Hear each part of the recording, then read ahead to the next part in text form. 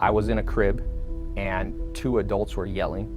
But my mom came in the crib and was like, it's okay. And I can remember my mom crying. So my earliest memory as a human is instability. My dad was like he was a pro bodybuilder. He was a big, strong guy. And I would tell people about my dad like he was still in my life. I never told them, because they'd be like, well, where's your dad? And I'd be like, oh, he's busy, he can't come. But the truth was, didn't care that much. My mom says, Tai, when I was pregnant with you, the FBI kicked down the door with guns, put guns in my face, took your dad away, and brought him across the country to Terminal Island off Long Beach. I remember it was my birthday. My dad, when he got out of prison, he just stayed in Long Beach. But for that birthday, my dad's like, I will drive down and take you out to dinner. And he said he'd be there at like 5 p.m. and she had to go to work. She had a night shift job. And she's like, okay, your dad will be here soon, so I'm gonna leave you at the house alone. So I sat there, I was kind of on the couch, and I remember waiting for my dad. And it was like 5:30 came, nothing. 6, nothing. We had a home landline. I'm like waiting for the phone to ring. 7, 8. I remember being like super sad going, but you're a little kid, so you're like, oh, I have hope. Like, he's still gonna come. He's just late, he's just late, he's just late. I don't remember how long it was, but my mom said she came home at midnight. I was just asleep, like literally like on the couch, just like looking out the window, and he never came. And so I remember that being like super painful and being just like, my dad doesn't care about me. Life will throw tremendous blows at you. You'll have the betrayal of a close friend or family member. You'll have, sickness, death. Life is painful if I perceive it as what it was supposed to be. But the second I switch it and go, wait, no, life's like a puzzle that I was handed. Here's your puzzle of life, Tai. We took a piece out. The dad was gone. And when I look at life like that, my life's like an adventure. And I'm thankful for it. Even the stuff that sucked in the most painful day, and sometimes in the moment, I couldn't see it there. But in hindsight, I'm like, but I wouldn't have found that puzzle piece. Nobody in my family had ever really made money. And they say poverty is systemic, and it's true. Like most people, you can't rise out of like your socioeconomic class. Like one of the biggest predictors of where you'll be in life is where you're born. It sucks. Breaking the cycle is something that has to start happening in the world. And what broke the cycle for me was like realizing that I was doing it wrong. I was in a mobile home in Clayton, North Carolina, and I did not have a job. I didn't have a resume. I didn't have anything to put on a resume. I didn't have a college degree, just laying there on the couch. And when I was laying there, the question that came in my head was, is this it? All my friends went to college. They had parents that had more money and they had this, and like, I missed this. I remember just going to sleep. I was just depressed. And the next day, my mom was there and she said, you should read this book, Tony Robbins. And I remember being like, oh, I don't want some self-help book. But she's like, yeah, you should read this book. So I read it. And I don't remember that much of what I read, but I remember this one page, and it said, all greatness starts with failure. Because when you succeed, you party. And when you fail, you ponder. And all greatness comes from pondering your situation. And I remember thinking, that's what I was doing last night on the couch. I was like pondering, like, what did I do wrong? And I made myself vulnerable to the fact that maybe I did make mistakes. Maybe I had to change my life. Maybe I had to listen to different people. Maybe I had to try a new path. Einstein said the definition of insanity is doing the same thing over and over, but expecting different results. And I'm like, Tai, you're being stubborn.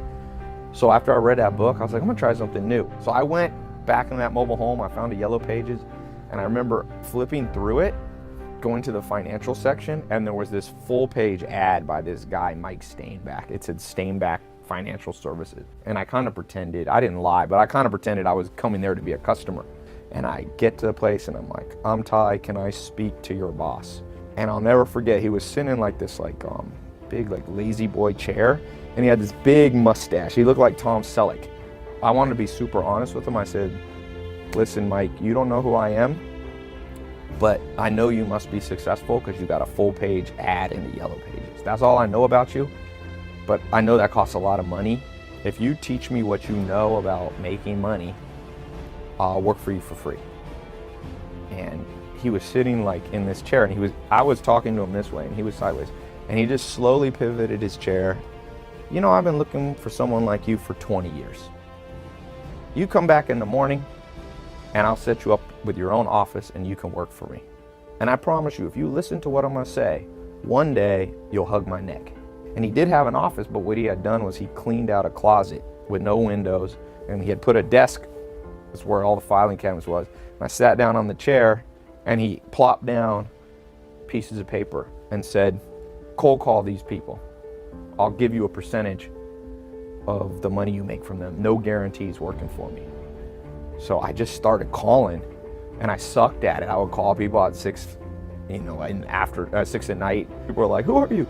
And they were hanging up on me. I remember being like, oh no, I think I've gone from nightmare to another nightmare. But I started to get curious and creative.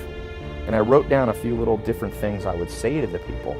And I remember in that first month, I started opening up deals for this Mike Steinbeck guy. And I opened a deal that was $150,000 in commissions if the deal went through. And I remember going, wow, life can change like fast.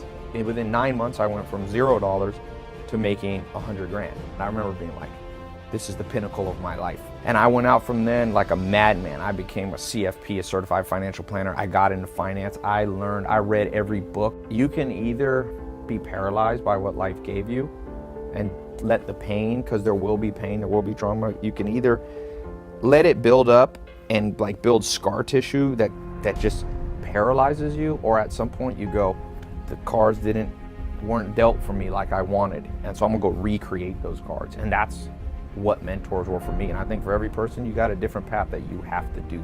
I just spoke on this subject that I think is like the ultimate puzzle piece. You get this down, most of your problems go away. I call it the law of 33%. Basically, you should spend 33% of your day around people who have not accomplished what you've accomplished yet. You can help them, like you mentor them. And there's always those people, and you need to spend time around people that you can help. And then you spend 33% of your time around people who are on your level. Like you're about at the same level of what you're trying to do. Those become your close friends. Those are the people you hang out with on the weekends. But the last 33% is the magical one that doesn't happen in our school system, and almost no one even tries to find these people, unfortunately. You should spend 33% of your time around people who are 5, 10, 20, 30 years ahead where you want to be.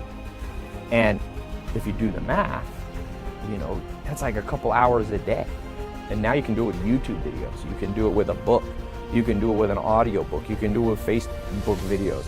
If you can start absorbing from the world's greatest mind, downloading their advice into your brain, their 40 years of experience in pain and reward and making mistakes and accomplishing great things, and you basically get like a cheat sheet. And if you can absorb that, and this is what I tell myself every day I wake up, it's like, Tai, law 33%, who are you spending time with? I think the most pain that we get in life is when we think life is like a straight line, start, finish, and here's what's supposed to happen. Nothing's supposed to happen. It doesn't work that way. Sometimes the puzzle pieces swap out and you can't overreact. In life, if you want to have a complete life, you go find a piece. You put the piece back in. You have to take your destiny in your own hands and try to recreate what you missed out on. For good or bad, today I control my own destiny.